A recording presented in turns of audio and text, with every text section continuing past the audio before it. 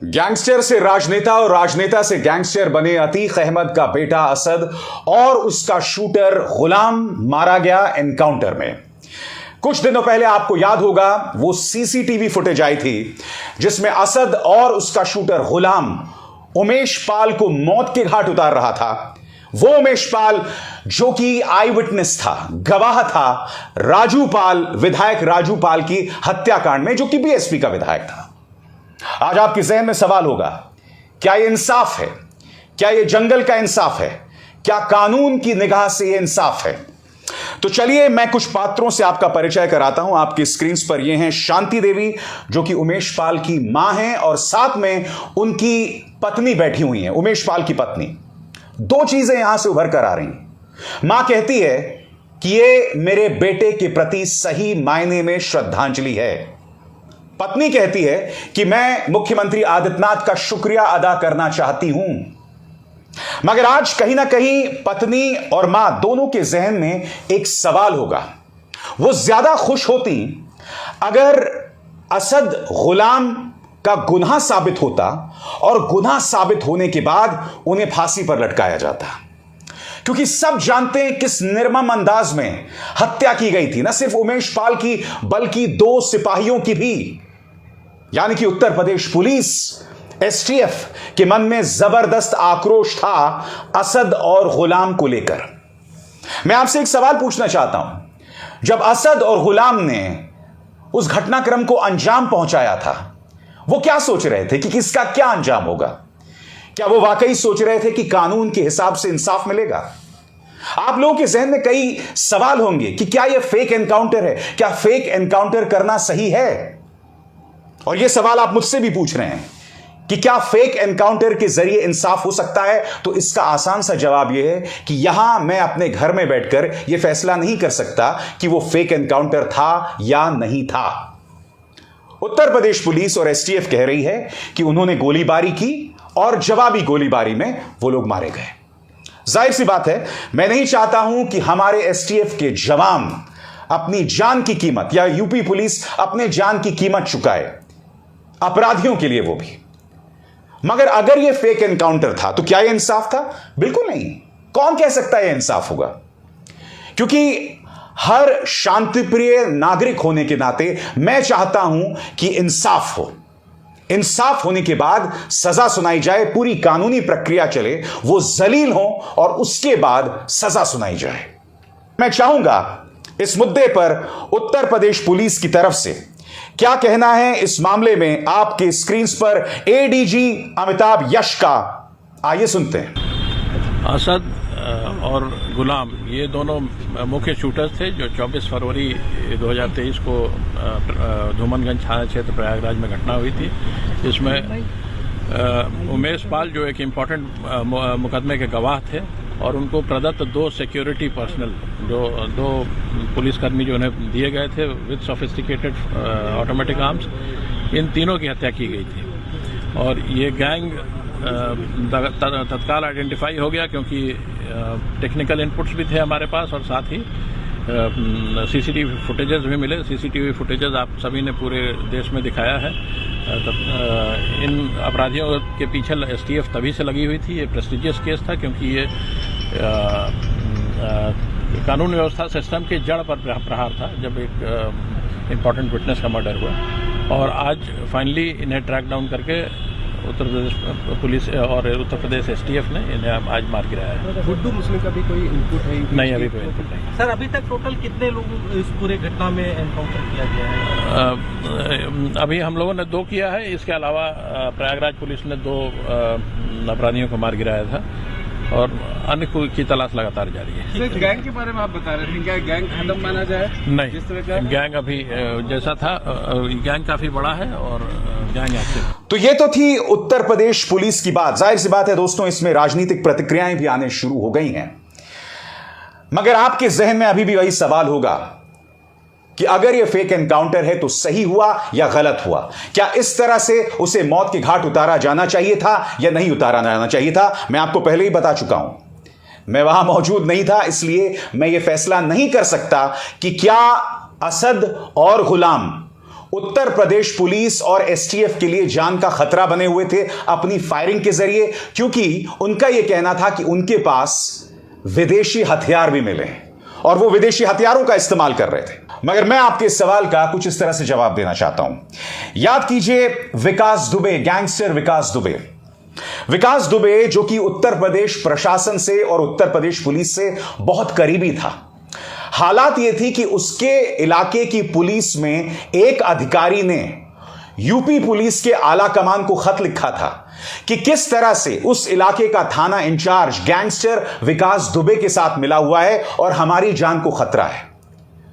उसकी जो मिन्नत थी, उसकी जो अपील थी, उसे अनसुना कर दिया गया। नतीजा क्या हुआ? विकास दुबे ने हमारे यूपी पुलिस के कई जवानों को शहीद कर दिया और फिर वो भाग गया। विकास दुबे गैंगस्टर जो सत्ता का करीबी बताया जाता था, क्योंकि योगी सरकार का एक नौकरशाह जिसका सांस्कृतिक लिंक भी है, वो विकास दुबे के रिश्तेदारों की पार्टीज में देखा जाता था। विकास दुबे भगौड़ा हो गया, वो पकड़ा गया और उसके बाद गाड़ी पलट गई, एनकाउंटर हो गया। कई लोग तालियां बजा रहे थे कि गैंगस्टर्स का यही हश्र होना चाहिए। मगर मैं आपसे सवाल पूछना चाहता हूं, अगर विकास दुबे का एनकाउंटर नहीं होता, अगर वो लखनऊ पहुंचता, तो कई सफेद पोशों के राज सामने उभर कर आते। पता चलता कि विकास दुबे यूपी सरकार में किन पुलिस वालों के करीब था, कौन लोग उसे अब तक बचा रहे थे।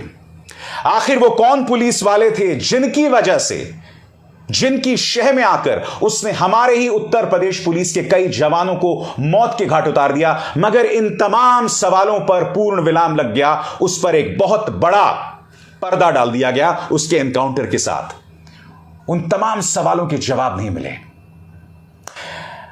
बताया यह जाता है कि अतीक अहमद अक्सर फूलपुर या प्रयागराज से चुनाव लड़ते थे और वो जब भी चुनाव लड़ते थे तो इससे बीजेपी को फायदा होता था, क्योंकि वो चुनाव लड़ते थे और मुसलमानों का वोट बढ़ जाता था। इसका अर्थ क्या हुआ कि जो बीजेपी विरोधी खेमा है उससे हमेशा नुकसान होता था फूलपुर और प्रयागराज से। तो यह कहना कि अतीक अहमद भाजपा के खिलाफ हैं, राजनीतिक तौर पर यह सरासर गलत होगा। नहीं साहब, राजनीतिक तौर पर हमेशा से ही अतीक अहमद की राजनीति ने कहीं ना कहीं भाजपा को फायदा ही पहुंचाया है और उसके अलावा कुछ नहीं। अगर आप विकास दुबे के एनकाउंटर को सही ठहराते हैं तो आपको असद के एनकाउंटर के बारे में भी वही सवाल पूछने पड़ेंगे कि असद खामोश हो जाए, यह किसके हित में था? कौन चाहता था वो खामोश हो जाए? अगर उसे पकड़ा जाता, अगर पूछताछ होती, अगर बात आगे बढ़ती, तो क्या कुछ राज सामने आते? या फिर आक्रोश इस कदर था उमेश पाल की हत्या को लेकर कि प्रशासन को लगा नहीं, यही इसका एक समाधान हो सकता है, क्योंकि कानूनी प्रक्रिया तो बहुत समय लेने वाली है।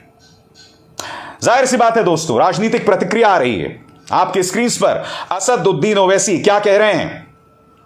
ओवैसी कहते हैं यह संविधान का एनकाउंटर है, अगर एनकाउंटर ही करना है तो फिर जजों और अदालतों का क्या काम? अदालतों पर ताला लगा दीजिए। बिल्कुल वाजिब बात यहां कह रहे हैं वो, क्योंकि जजों का अपना काम होता है, अदालतों को अपना काम होता है और वो प्रक्रिया चलनी चाहिए, यकीनन चलनी चाहिए। मगर जैसे कि शुरुआत में मैंने आपको सुनाया था, उसकी मां क्या कह रही थी, उनकी पत्नी क्या कह रही थी, उनकी निगाह से भी इस मामले को देखे जाने की जरूरत है। अखिलेश यादव क्या कह रहे हैं? झूठे एनकाउंटर करके भाजपा सरकार सच्चे मुद्दों से ध्यान भटकाना चाह रही है। भाजपाई न्यायालय में विश्वास ही नहीं रखते। आज के और हालिया एनकाउंटर्स की भी गहन जांच पड़ताल हो, वह दोषियों को छोड़ा ना जाए। सही गलत के फैसलों का अधिकार सत्ता का नहीं होता, भाजपा भाईचारे के खिलाफ है। अब इस मुद्दे पर मायावती का क्या कहना है दोस्तों, आपके स्क्रीन पर। प्रयागराज के अतीक अहमद के बेटे वह एक अन्य की आज पुलिस मुठभेड़ में हुई हत्या पर अनेकों प्रकार की चर्चाएं गर्म हैं। लोगों को लगता है कि विकास दुबे कांड के दोहराए जाने की उनकी आशंका सच साबित हुई है। अतः घटना के पूरे तथ्य व सच्चाई जनता के सामने आ सके, इसके लिए उच्च स्तरीय जांच हो। भारतीय जनता पार्टी की बात करें तो दोस्तों जाहिर सी बात है वो जश्न मना रहे हैं। मगर सबसे ज्यादा शर्मनाक किरदार दोस्तों मीडिया का आ रहा है। ये देखिए जी न्यूज, असद का एनकाउंटर योगी ने देखा, अतीक के काफिले पर हमला करने का था प्लान।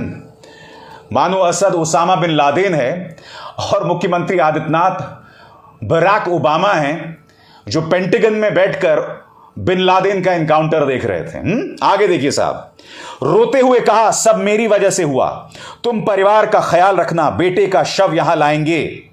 यहां अतीक अहमद के रिएक्शन के बारे में कहा जाता है। दोस्तों हकीकत यह है कि यह पूरा मामला शुरू से ही पता चल रहा था कि कहां जाने वाला है।